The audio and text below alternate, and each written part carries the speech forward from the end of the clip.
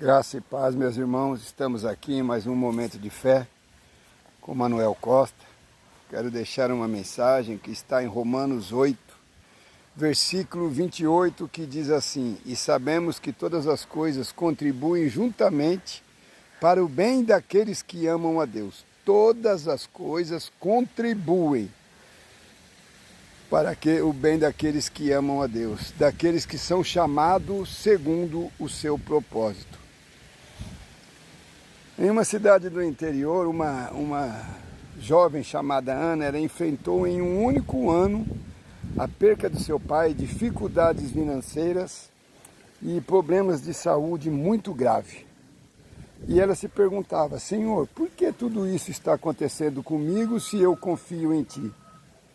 Porém, em meio à dor, ela descobriu que Deus estava moldando a sua fé, ensinando-o a depender totalmente dele e preparando para servir como líder de jovens em sua igreja.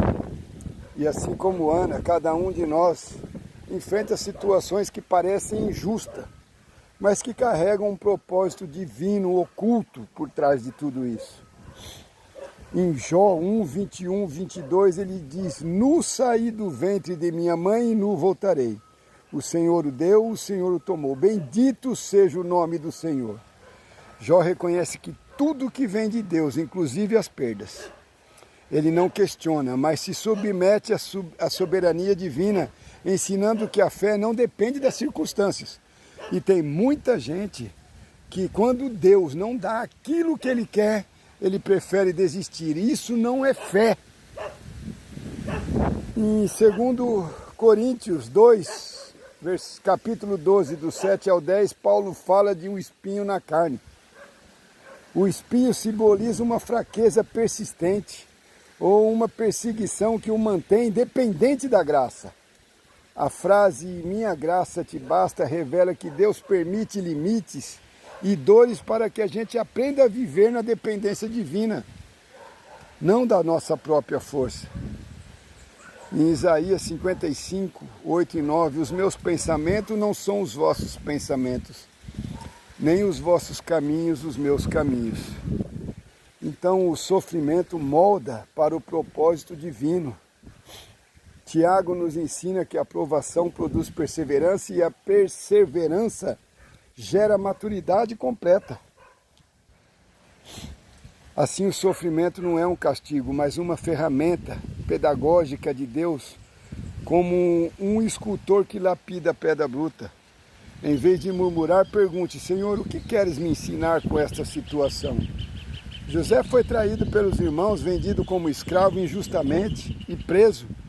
No entanto, Deus transformou seu sofrimento em posição estratégica para salvar nações, mostrando que o sofrimento é preparatório. Cada dificuldade carrega um propósito eterno.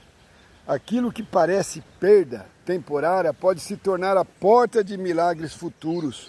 Então, meus irmãos, isso não é palavra só para trazer conforto para o seu coração que está passando por dificuldade.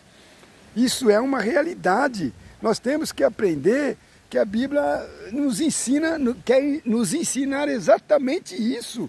Sabe, nós passamos pela provação, pela dor, falamos que temos fé, mas queremos que as coisas aconteçam do nosso jeito. E nunca vai ser assim. O sofrimento, ele produz testemunha e glória a Deus. Em 2 Coríntios 1, 3, mostra que Deus nos consola em nossas tribulações, mas podemos consolar outros com o mesmo conforto que nós recebemos. Então, quem consegue amadurecer, quem consegue entender o que eu estou falando, essa mensagem que eu estou trazendo, temos que confortar outros corações, porque não é fácil.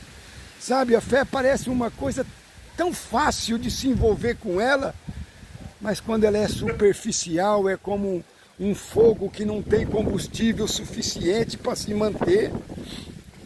Sabe, a gente precisa ter o combustível do Espírito Santo para se manter na fé, diante das dificuldades.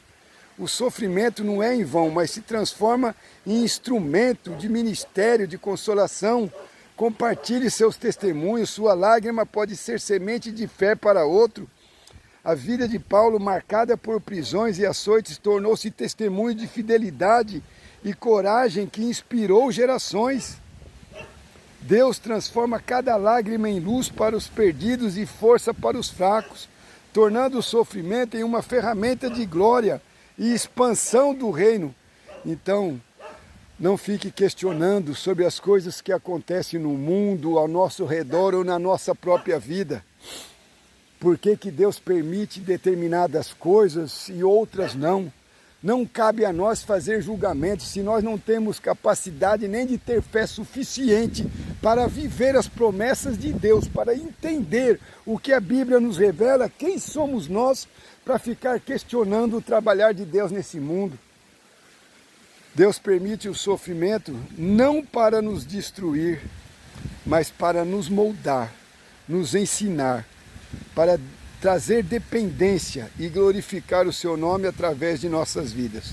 Então aquilo que parece injusto aos nossos olhos, aos olhos humanos, aos olhos de Deus é parte de um plano maior e eterno. Então creia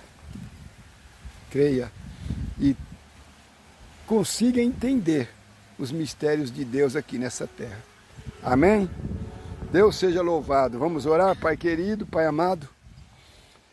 Gratos somos, Senhor, por esta palavra, por esse entendimento, por mais esse momento em que estamos aqui contigo. Que o Senhor nos dê fé suficiente, Pai, e nos ensine a ter fé para podermos lidar tanto nas dificuldades quanto na bonança, com a glória de Deus nos revestindo, nos capacitando e nos ajudando. Abençoe todos aqueles que ainda têm fraqueza na fé e não conseguem entender as coisas que vêm dos céus, as coisas do reino de Deus que fazem a diferença aqui nessa terra e nas nossas vidas. Abençoe nossa casa, nossa família, em nome de Jesus Cristo. Amém. Paz, saúde e prosperidade. Até a próxima, se Deus assim nos permitir. Amém?